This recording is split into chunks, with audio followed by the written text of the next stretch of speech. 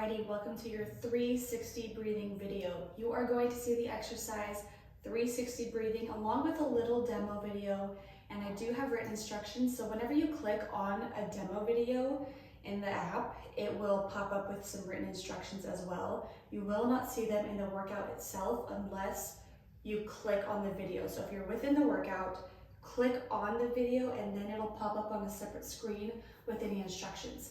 I wanted to do a 360 breathing video in depth here for you guys to truly reference it, and then that way too, you just know what you're doing for the rest of your life, essentially. So what is 360 breathing and why is it important?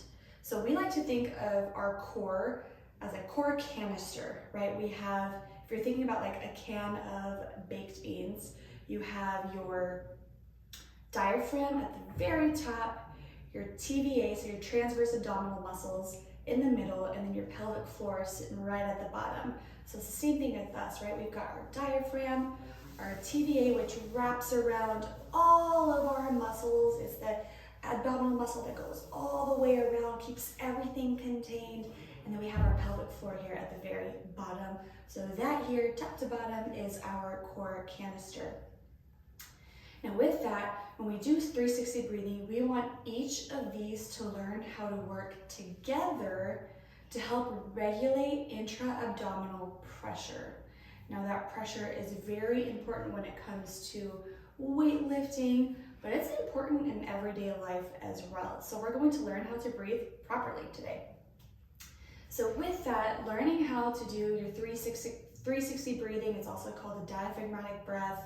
A lot of people call it a lot of different things, but it's all the same movement. It helps to heal and strengthen the pelvic floor. Again, it helps to regulate the intra-abdominal pressure, helps to reduce or prevent diastasis recti, so that separation of the ab muscles that you might experience postpartum. And it also just helps to increase overall strength, stability, posture. And so it is kind of the end-all be-all of your core functioning properly.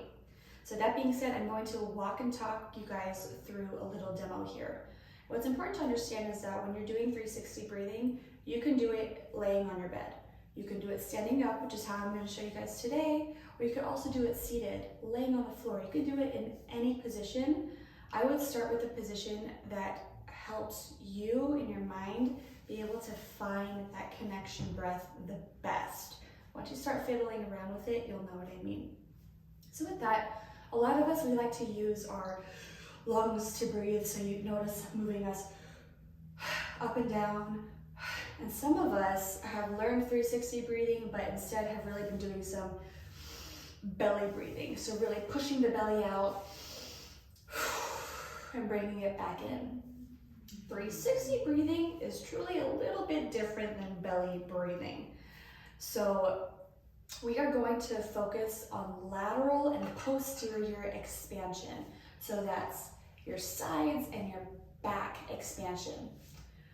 When we do this properly, our belly is going to move a little bit. So that's why sometimes we get confused with that in belly breathing. So what I'm going to have you guys do is place your hands and your thumbs. You want to place your thumbs wrapped around your rib cage and your lower back. Keep your shoulders down and relaxed in a nice position, and your hands wrapped around. I am in my second trimester right now. I would have loved to film this for you guys. I didn't have a big baby bump, but it's God timing, not mine. But you can do 360 breathing. It's great for you during pregnancy as well. So there we go. Anyway, we're going to have our thumbs back here, our hands kind of wrapped around our core. We're going to take a big inhale through our nose, exhale through the mouth.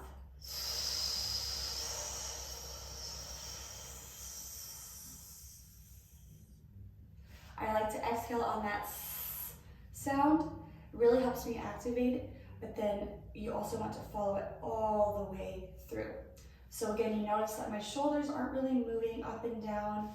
My chest, my sternum is going to go up and down a little bit. I mean, we are using our lungs to breathe too, right? And my belly is moving a little bit, but it's not this big protrusion. Really what I'm feeling and what we want to practice is that balloon on the inside expanding even in our back rib cage. we want that lateral and posterior expansion as well. So again, we're going to take a deep breath in through our nose. Feel that expansion all the way around, and then exhale.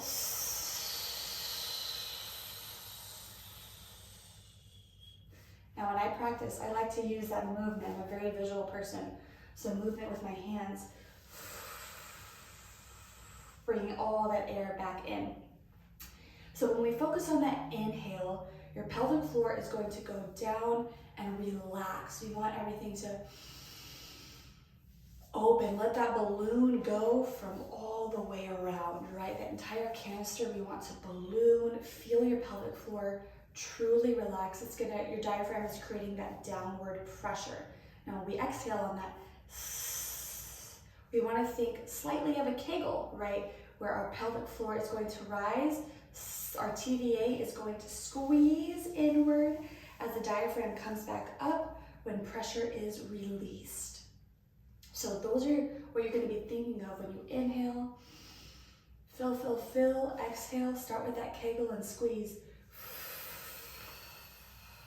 Everything is going to squeeze back in and release that pressure. So you want to imagine your diaphragm. It helps if you're visual as an umbrella as you inhale, right? That umbrella is going to go all the way out through all sides. And then it's going to close up, right? From the bottom up, it's going to close on your exhale. So that's a really good cue. Another cue I really like to use, especially if I'm laying on the floor doing this, is a zipper. So I will even take my pointer and my thumb and I will inhale. Zipper opens, exhale, it's going to start closing.